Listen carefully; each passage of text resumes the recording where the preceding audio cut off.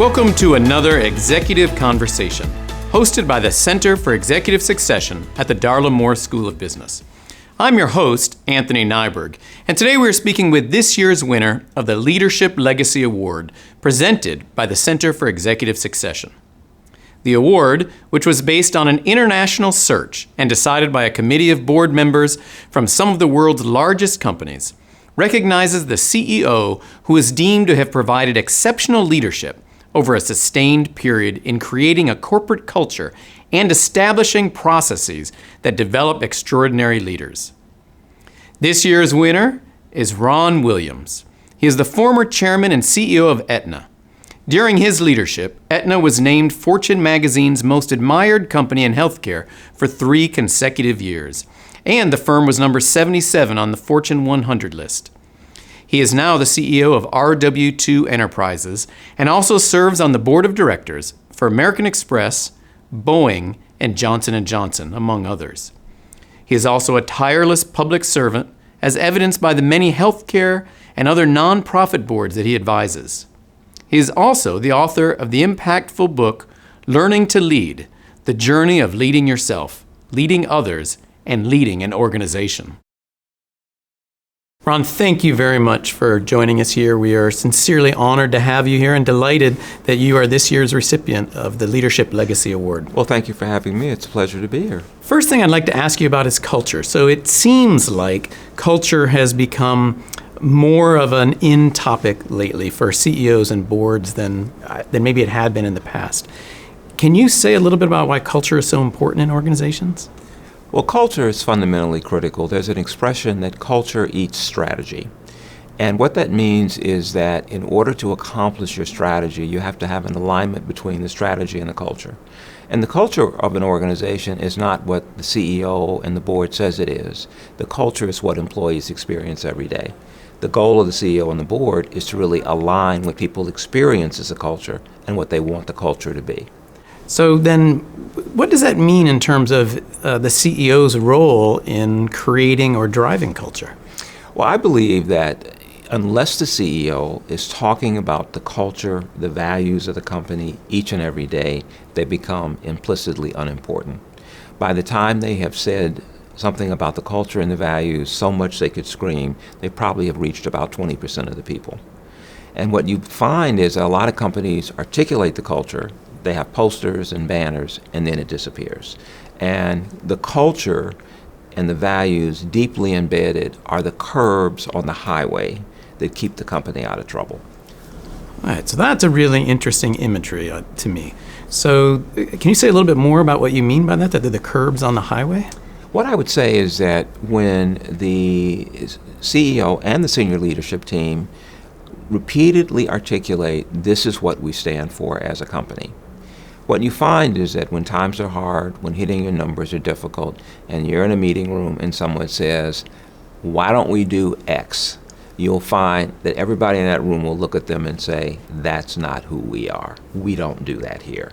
And so it keeps the company out of trouble, it protects the shareholders, and it's really important that the CEO articulate that value and the mission and the culture each and every day through what they say and through what they do.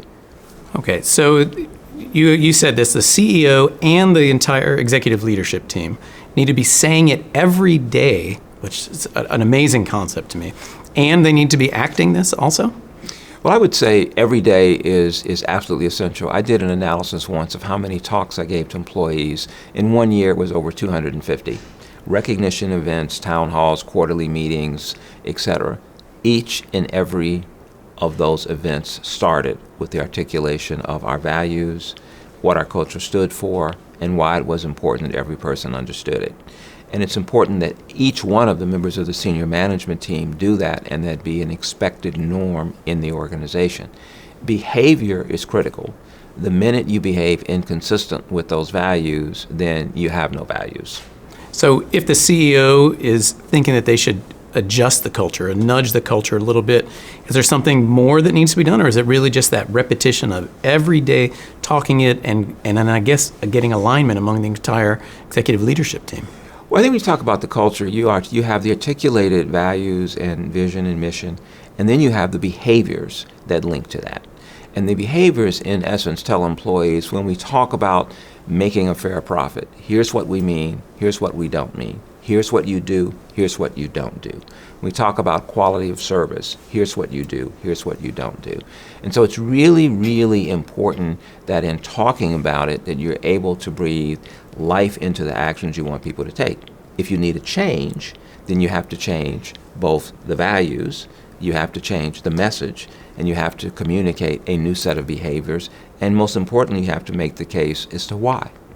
And so how do you get that across through the whole organization? So the CEO, you may have 50,000 to 350,000 or more employees, and you're talking to a number of people, maybe even into some of the town halls, but how do you get the person who's farthest away in the organizational chart from the CEO to also live and believe in that culture? Well, it starts with an integration into the performance management system and the recognition and reward system. And an example is, are you rewarding people simply on the goals they achieve or on how they achieve those goals consistent with the values and the behaviors that the organization expects? Who is it that you recognize and celebrate? Are they people who exemplify the values of the organization? Or are they people who don't? So it's using a variety of levers in addition to communication. Your performance management, your incentives, your recognition programs are all important indicators. So I heard you talk about getting the leadership aligned and now performance management and basically total rewards. So does that mean there's a really important role for HR in helping drive this culture? Well, I think it actually is an essential part of driving the culture. I think ultimately, while the CEO is the owner of the culture, it is a responsibility of the senior management team in the organization. And just as if you were developing a new technology strategy, you would look to your chief technology officer. When you're talking about culture, you should be looking to your chief human resource officer in their team, who should have special expertise and special capability and are visible throughout the organization and have a sense as to whether there is behavior that's occurring that is inconsistent with the behavior that links back to the values. And so you talked about the entire executive leadership team being aligned, which including the CEO. Is there a role for the board in helping drive culture? Well, yes, I think the board has to make certain that it understands what the culture of the company is based on the feedback that it receives from employees and from their participation in site visits and an opportunity to move around the organization. One of the most valuable things that the board can do is actually see the employee engagement data, understand how people are answering questions such as, in my unit, does my supervisor behave consistent with the values of the company? If there's a high number of no's, you have serious trouble, and it means there needs to be corrective action. Now, in another topic that I know you're quite passionate about is the idea of having a truly inclusive organization that reflects society. Can you say a little bit about what we maybe ought to be doing better to have our organizations and our boards be more reflective to society, since all the statistics suggest that we're still a long way from that? Well, I think one of the things that we have to do is we have to look in non-traditional sources for talent. In a lot of situations, the recruiting looks for what I call the person from central casting. It's the man or the woman who fits the exact profile of the last person who did the job. In reality, the company has to look at what are the really important attributes and capabilities that are necessary. And companies also have to do a better job of building what I call on-ramps. And by on-ramp, I mean there are people who have 85% of what's necessary to do the job. They can learn the other 15. Are they ruled in or are they ruled out? Because availability is often the issue that people hide behind. Well, there's only 5% women who do this, or 6% Hispanics who do that, or 4% African Americans. In reality, you can expand the availability by how you think about the job. The other critical thing is executives have to look at what their talent legacy is. In my case, I have 5 people who are CEOs who've worked for me. 3 of them are women. And it's not because I gave them the talent they had, but it's because I gave them the opportunity to demonstrate their talent and their capability.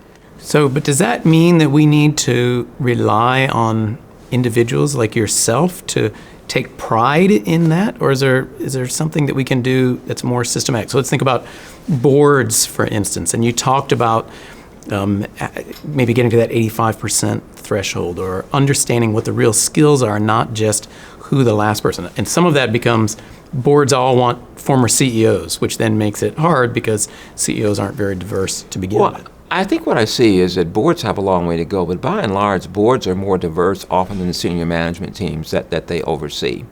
And I think really it's extremely important that the boards take a strong interest. One of the things that I found works wonders is simply asking for a slate of diverse candidates and then picking the best candidates from that slate.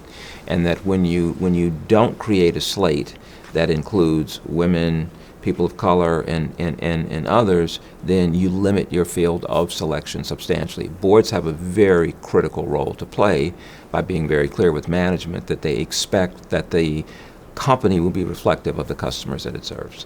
And so do we need to be going further down into the organization of really trying to make sure we're giving these opportunities to? Well, I think no one becomes a C-suite executive unless you have worked for a C-suite executive. And no one moves up to a director level if they haven't been at the level beneath. So you really have to think about it in the context of the pipeline. And if you're losing people of a particular cohort, why are you losing those people? Is the company inhospitable to women who want to have kids? Is the company inhospitable to the millennial generation who is interested in a particular work orientation and work preferences? And the company has to really ask itself really meaningful questions and be prepared to make changes so that it is a receptive to attract the best and brightest in these cohorts that they desperately need to be successful. And you started all of this out by saying we need to be open to finding talent in new ways and new areas. Can you say a little bit more about what you mean by that? Well, I would say that, for example, a lot of companies will say, I only want to recruit at Ivy League schools, as opposed to saying, I want to go to state schools where people have a good work ethic. They're fundamentally learning the exact same thing, and they represent a tremendous source of potential for the organization.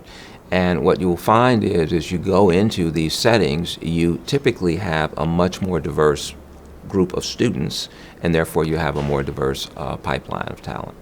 So then what do we say to people when they say, well, we know the Ivy League have screened some of our best and brightest, and so if we go there, we cut out having to do some of that work? Well, the reality is that diversity improves business performance. The data is pretty clear. And the reality is nothing gets people in more trouble than groupthink. When everyone thinks about things the same way, they've had the same experiences, and they start the conversation with, we all know that's how it works. Well, they're wrong. And they need somebody in the room that says, no, that's not how we all think about it works. We're missing a very important angle that's either going to cause us trouble, cause us to lose customers, or cause us to not be successful. You are on multiple extremely prestigious boards. Can you tell us a little bit about the workings of boards, and particularly how boards make decisions and avoid that kind of groupthink that you were just talking about? Well, I think you mentioned earlier that boards all want CEOs, and I think boards do want former CEOs, but that's for a constituent of the board. And the reason that they want former CEOs is that they have sat in the seat. While they may not know the exact industry, they understand the issues of running large, complicated global organizations. But boards also have other competencies, and boards today are looking at talent management much the way a company looks at talent management. What skills and competencies will we need over the next 8 to 10 years? And so what should we be recruiting in order to help us fill those capabilities? Boards make decisions by really trying to examine the underlying assumptions that the company has about its future. The board is the one entity that transcends any one CEO, and the average board member will be there for 2 or 3 CEOs, depending upon their particular tenure. So those are all, I think, important issues. The critical thing is fact-based decision-making, examining the assumptions, and then raising alternative paths for the company. Generally thinking, we think about how boards have both monitoring and kind of driving strategic direction responsibilities. Do boards think about those as two different things? Are they just one and the same, or how do they distinguish and help do both roles? Well, boards have committees, and the committees have different activities. You have an audit committee, which typically may be audit and risk, and it's thinking about the risk inherent in the business and doing its best to monitor those risks, but still things happen. And the question is, how is the company managing those particular issues? Boards have compensations committees that answer the question, are we managing compensation in a prudent way? One of the boards I'm on was a global company that had a complete monitoring process of all sales incentives programs globally to answer the question, are we inadvertently incenting risk because we have people in the field designing programs who don't fully understand all of the risk metrics? So I think the boards are involved in those dimensions, and then one of the most important things is really the strategic direction of the company. That means understanding the external environment, the competitive dynamic the company's in, new technology, new trends, and most importantly, the regulatory and legislative environment, which may in fact be multidimensional because of all the geographies a company's involved in. And you had talked about boards having to make sure that they were being fact-based and making decisions that way. Do you have thoughts on what boards can do to generally make better decisions? Well, I think the first thing that we can all do to make better decisions is if we all have time machines and we can go back and have perfect 20/20 on every decision we've ever made. Unfortunately, I think I might still mess that up. Well, I don't. Yeah. Unfortunately, none of us are equipped with that, and I think the thing that boards have to do is to always try to understand what are both the intended consequences and the unintended consequences as best you can. And you have to recognize that even on the best of circumstances, you're going to make bad decisions sometimes. And earlier we were speaking with Ken Carrig, who has recently written a book with Scott Snell about strategic execution. And in there they make the argument that execution may be as or more important than the strategy itself. Can you say a little bit about whether you agree with that, and then why execution is important, if it is important? Well, execution is essential, and I'm reminded of a book called Execution. The way I sum it up is that good CEOs have their head in the clouds and their feet on the ground. What that means is strategy is head in the clouds. They're looking out over the horizon and they are computing what directions the organization ought to go. And then they're monitoring the execution. Great CEOs have their head in the clouds, their feet on the ground, but most importantly, they know when to be where. They know when execution is absolutely essential and vital, and their personal involvement and awareness on that is critical, and they know when the strategy is really the most critical issue, and that ability to move up and down is really what makes great CEOs. So it's vital to be able to do both, to be thinking. Two sides of the same coin. Okay. It is really, truly a delight to have you here. Thank you very much for joining us. My pleasure. Thanks for having me. You just listened to another executive conversation. Today we were honored to learn from Ron Williams, this year's winner of the Leadership Legacy Award presented by the Center for Executive Succession. Ron reminded us that sustaining leadership is paramount to business excellence, and this requires attention, resources, and commitment. On behalf of all of us who are associated with the Master of Human Resources program and the Center for Executive Succession here at the Darla Moore School of Business at the University of South Carolina, thank you for joining us.